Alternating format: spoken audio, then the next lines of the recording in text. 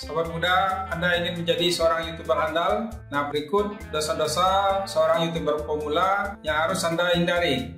Nah, di sini ada dosa yang besar dan ada dosa yang kecil. Artinya kesalahan yang dilakukan fatal dan ada kesalahan yang dilakukan tidak terlalu fatal akibatnya. Tapi sebaiknya sebagai seorang YouTuber pemula harus Anda hindari hal-hal seperti ini jika Anda ingin menjadi seorang YouTuber yang handal. Nah, pertama sekali yang harus Anda hindari adalah membuat video dengan durasi kurang dari 10 menit. Kenapa ini harus dihindari?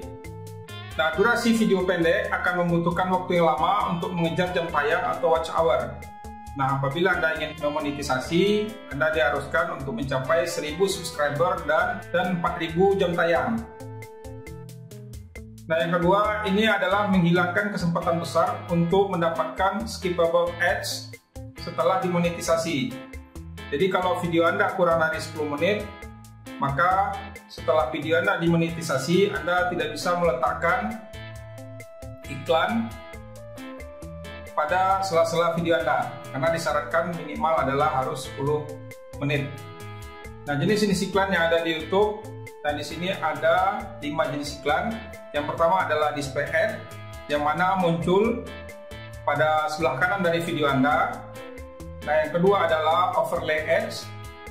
Nah, video ini adalah semi transparan yang muncul pada bagian bawah 20% dari proporsi video Anda. Dan ini apabila Anda melihatnya menggunakan laptop, desktop, dan laptop komputer. Yang ketiga adalah skippable video ads.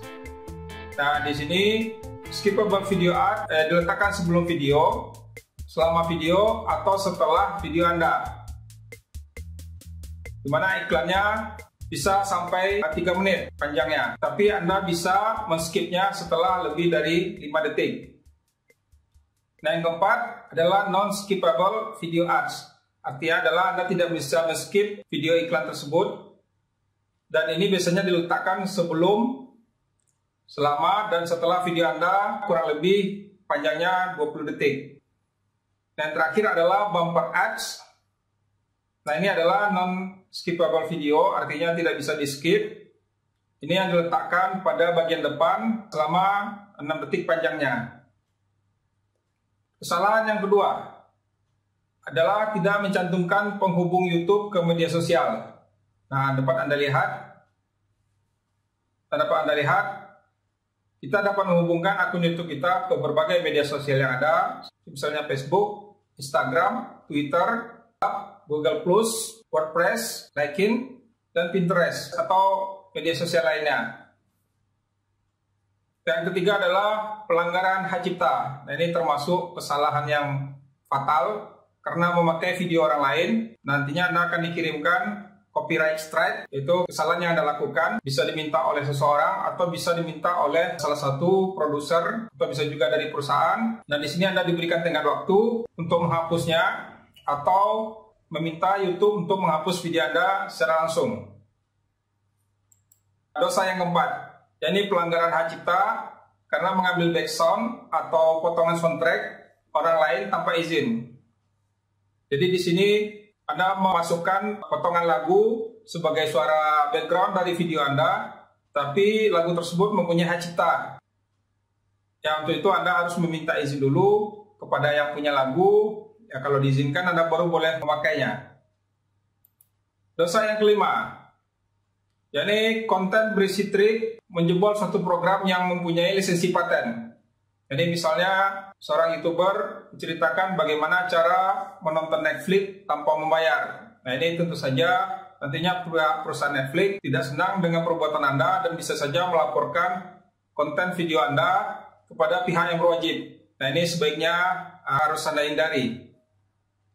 Nah, di sini yang dimaksud dengan pelanggaran hak cipta adalah pemilik hak cipta biasanya menjadi satu-satunya orang yang dapat menggunakan, memberikan hak atas reproduksi, distribusi, pertunjukan di depan publik, penayangan secara publik, dan perbuatan karya turunan seperti karya fiksi buatan penggemar, sequel, terjemahan, spin-off, dan adaptasi. Perlu Anda perhatikan bahwa sebaiknya meminta saran hukum dari pengacara sebelum mengupload video yang didasarkan pada karakter, alur cerita, dan elemen lain dari materi yang dilindungi hak cipta. Nah, apa teguran yang diberikan jika Anda melanggar hak cipta? Nah, di sini jika Anda menerima 3 teguran hak cipta, yang pertama adalah akun Anda bersama channel terkait dapat dihentikan. Nah, yang kedua, semua video yang diupload ke akun Anda akan dihapus. Nah, yang terakhir, ini yang paling berat, Anda tidak dapat membuat channel baru. Nah, di sini dapat Anda lihat masalah perlindungan hak cipta. Yang pertama adalah audio visual work atau TV show, movie, dan online video. Dan yang kedua adalah sound recording dan musical composition. Ketiga adalah pekerjaan tertulis seperti kuliah, artikel dan buku. Bisa juga berupa karya visual seperti lukisan, poster, dan iklan. Nah, selanjutnya adalah yang dilindungi hak cipta, video game, dan komputer software. Dan selanjutnya adalah pekerjaan dramatik, seperti misalnya permainan dan musikal atau koreografi. Nah, sementara bagian yang tidak dilindungi oleh hak cipta adalah pertama adalah ide, yang kedua adalah fakta, yang ketiga adalah proses, yang keempat adalah nama, yang kelima adalah judul. Jadi judul tidak dilindungi oleh hak cipta. Yang keenam adalah paragraf pendek dengan pengecualian tertentu. Nah, dan selanjutnya ada hak cipta lain yang kemungkinan Anda langgar. Pertama adalah trademark dari suatu perusahaan. Nah, video yang melanggar trademark, melanggar dari merek perusahaan. Nah, trademark ini tidak boleh Anda langgar. Yang kedua adalah privasi seseorang. Jadi Anda tidak boleh mempublikasikan privasi seseorang. Yang ketiga adalah harassment atau cyberbullying. Jadi Anda tidak boleh membuli seseorang. Nah, yang keempat adalah harmful content. Jadi video yang mengandung kata-kata kekerasan di dalamnya atau aktivitas yang sangat berbahaya. Dosa yang keenam, sengaja memperlihatkan alamat email login ke YouTube. Nah, di sini ada beberapa YouTuber yang memperagakan cara login, cara membuat Google Form. Nah, di sini alamat emailnya harus Anda tutupi. Nah, kenapa Anda tutupi? Karena alamat email merupakan data yang vital bagi YouTuber. Di kemudian hari, apabila akun Anda sudah dimonetisasi dan akun Anda dibajak oleh orang lain, maka bisa jadi rekening pendapatan iklan Anda diganti dengan rekening pembajak. Jadi sebaiknya saat ini di samping nomor handphone dan KTP atau ID Anda seperti KTP. Nah, setelah Anda menjadi YouTuber andal, itu alamat email Anda merupakan salah satu hal yang vital yang tidak boleh ditunjukkan ke orang lain. Karena bisa saja orang lain membajak email Anda, mengganti semua password Anda semuanya, dan mengganti semua password akun YouTube Anda. Terus yang ketujuh, yaitu tidak memperhatikan video analitik. Nah, di sini Anda harus melihat video analitik yang sudah ada. Nah, beberapa kegunaan dari video analitik adalah Anda bisa mengikuti perkembangan video, berapa orang yang melihat video Anda, asal negaranya dari mana saja. Kita bisa lihat pemirsa dari video, apakah dari media sosial atau dari pencarian, CEO, dan lain-lain. Semuanya lengkap, tinggal kita jeli untuk menganalisanya. Terus yang ke-8, yaitu Anda sering memberikan komentar spam pada orang lain. Nah, di sini dapat Anda lihat.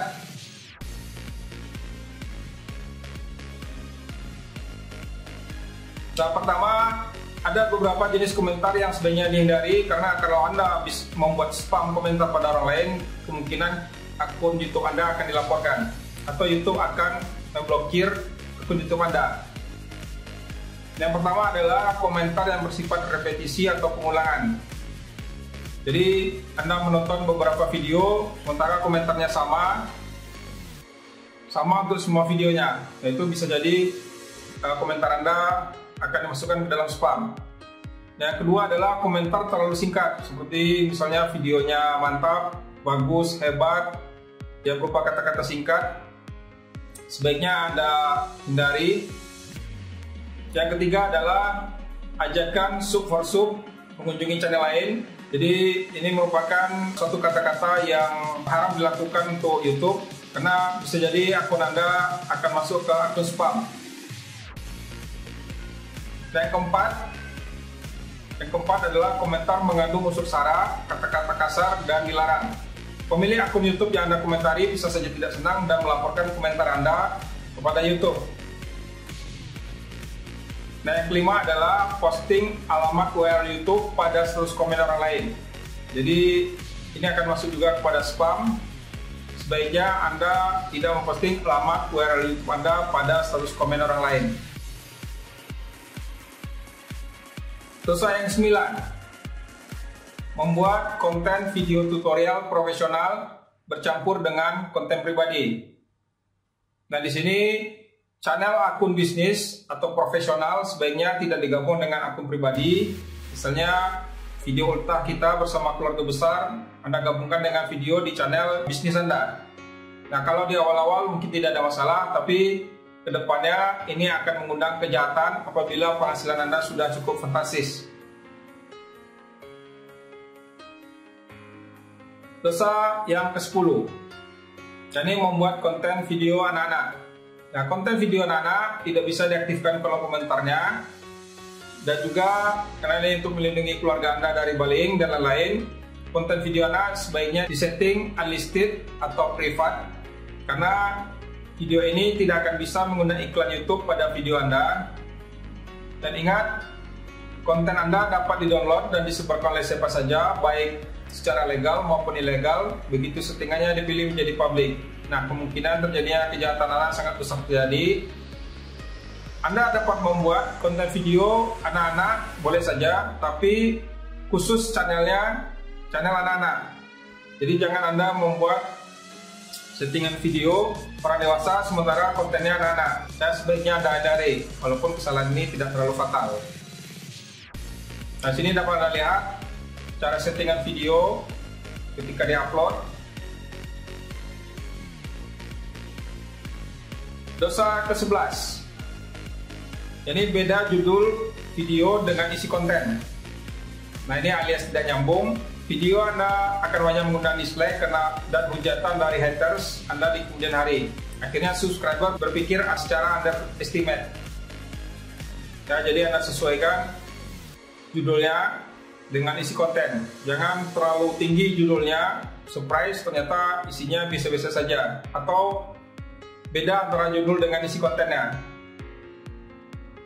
Ya, jadi kesalahan ini walaupun kecil, nah sebaiknya Anda hindari dosa-dosa seperti ini. Dosa ke-12, suara pada video kurang jelas. Nah, di sini suara adalah penyumbang 75% dari keberhasilan video yang Anda unggah. Sementara kualitas gambar yang jelek masih ditoleransi oleh kebanyakan orang. Akan tetapi, video tanpa suara yang jelas tentunya sangat menyebalkan.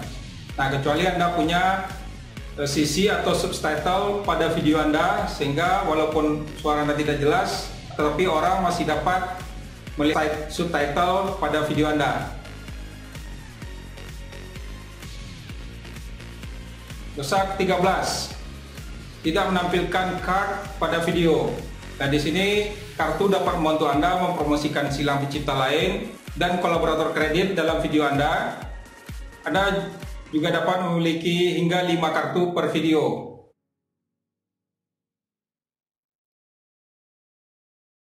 Dosa ke-14, tidak menambahkan end screen pada video. Tujuannya yakni video atau daftar putar mendorong pemirsa untuk berlangganan. Nah, promosikan secara silang saluran lain atau tautan ke situs web yang disetujui.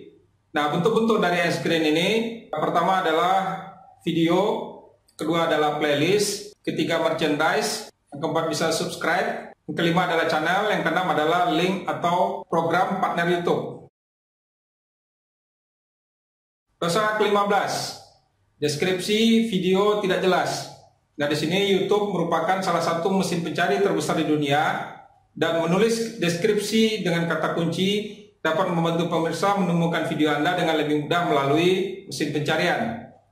Nah, deskripsi akan memasukkan konten ID Anda ke dalam algoritma mesin pencari. YouTube memberikan batasan deskripsi maksimum video adalah 5.000 kata.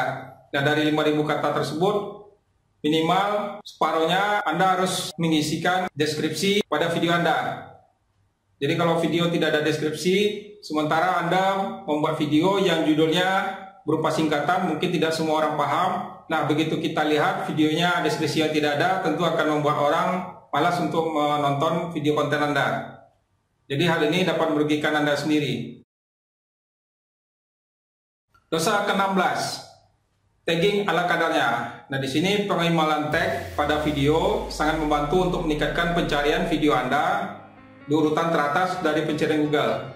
Nah, di sini Anda maksimalkan tagging Anda sampai 500 kata. Jadi Anda maksimalkan tagging Anda sampai 500 kata. Dosa ke-17, kurang berinteraksi dengan subscriber dan komentator. Nah, di sini para penonton ingin dihargai terhadap komentar yang mereka berikan. Anda bisa memberikan pin pada komentar mereka yang paling menarik, atau Anda memberikan jempol dan mereplay komentar Anda dan mengucapkan terima kasih telah menonton video Anda.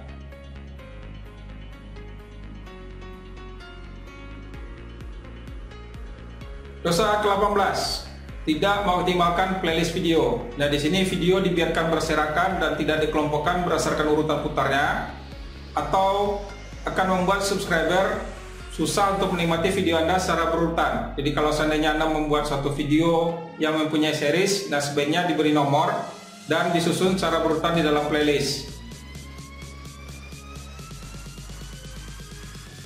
Dosa ke-19, upload video tidak memiliki jalur tetap. Nah, di sini audiens tidak tahu kapan Anda meluncurkan video berikutnya. Akibatnya audiens tidak tahu kapan harus menonton video Anda. Ya, mungkin ini kesalahan yang tidak terlalu sering, tapi jika Anda hanya mengupload video hanya sebulan setelah itu Anda vakum, maka bisa jadi rating video Anda akan turun. Lama-kelamaan audiens akan meninggalkan channel YouTube Anda. Tentu hal ini sangat merugikan sekali, bukan? Dosa ke-20, yakni memanfaatkan jasa sosial media untuk menaikkan subscriber dan watch hour. Nah, YouTube akan mengkaji setiap 6 bulan. Apabila watch hour Anda menurun setelah itu, akan menarik YouTube pada program dari akun YouTube Anda. Jadi kalau seandainya Anda membayar jasa sosmed untuk menambah subscriber dan watch hour, nah setelah hal itu tercapai, tentunya supaya memaintain atau menjaga performa Anda bagus, tentu Anda harus menaikkan watch hour-nya. Nah, tidak ada gunanya subscriber Anda dalam jumlah ratusan juta, sementara watch hour-nya menurun. Karena setelah video Anda dimonetisasi, yang dibayarkan itu adalah watch hour dan banyaknya iklan yang ditonton oleh subscriber, bukan jumlah subscriber Anda.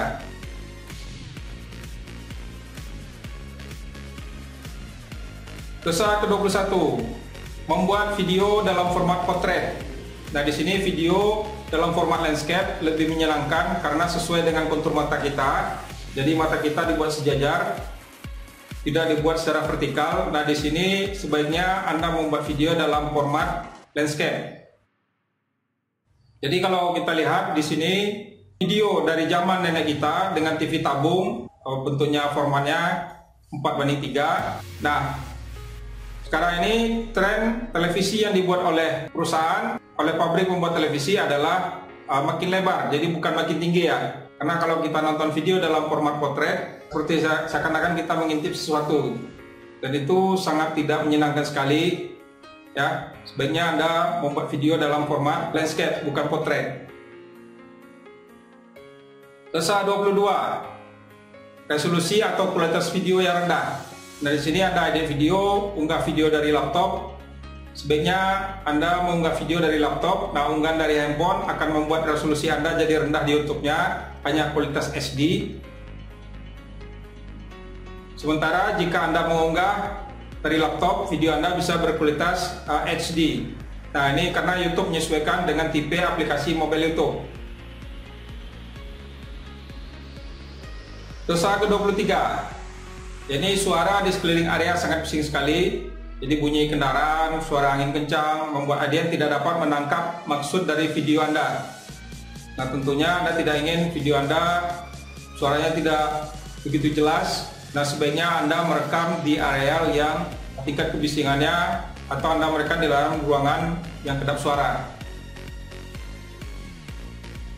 Dosa ke-24, yaitu tidak menggunakan alat bantu tambahan dalam rekaman, seperti misalnya mikrofon kondenser, audio mixer, sound card, teleprompter.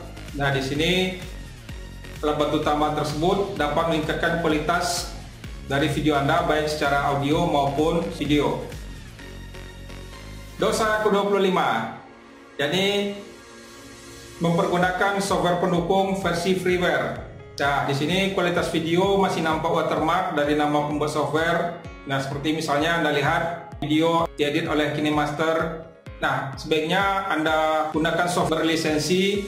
Anda sisihkan sedikit uang Anda untuk membeli software berlisensi. Mungkin sebagian orang tidak nyaman melihat ada watermark di video Anda yang berisi nama software pengedit video Anda. Ya, jadilah seseorang profesional. Mulai dari awal Anda mengupload video Anda. Dosa ke-26. Nah, di sini kemampuan perangkat komputer yang kurang mumpuni. Anda memori laptop Anda kurang misalnya, sehingga proses editing video memakan waktu yang cukup lama, sehingga ada jeda upload cukup lama antar video Anda. Nah, di sini hard disk juga kurang lega, sehingga laptop hang dan proses rendering terhenti. Ya, mungkin ini dosanya tidak terlalu besar, tapi kalau kemampuan dari laptop Anda kurang atau desktop Anda, tentu saja membuat Anda malas untuk membuat video secara kontinu. Nah, itu Anda perlu membeli atau mencari laptop yang hard disknya lumayan lega, cukup kencang, prosesornya oke. Ya, tentu dengan harga yang sesuai dengan budget Anda. Dosa ke-27, konten kurang kreatif dan inovatif. Nah, di sini misalnya thumbnail video Anda kurang bagus, walaupun video Anda sudah masuk dalam 10 besar pencarian Google, tapi tidak dilirik sama sekali oleh pemirsa yang menontonnya. Itu sangat disayangkan sekali. Jadi misalnya ada 10 video yang direkomendasikan, tapi Anda membuat thumbnail tidak begitu menarik, yang mungkin akan ditinggalkan pemirsa. Nah, itulah 27 dosa besar dan kecil yang dilakukan oleh YouTuber pemula. Nah, sebaiknya Anda hindari jika Anda ingin menjadi seorang YouTuber yang handal. Nah, silakan berikan komentar Anda di bawah ini. Kira-kira dosa apa yang pernah Anda ikuti, atau ada dosa-dosa lain selain 27 dosa ini? Salam sukses untuk Anda. Sekian saja dari saya. Wabillahi taufiq wal hidayah. Wassalamualaikum warahmatullahi wabarakatuh.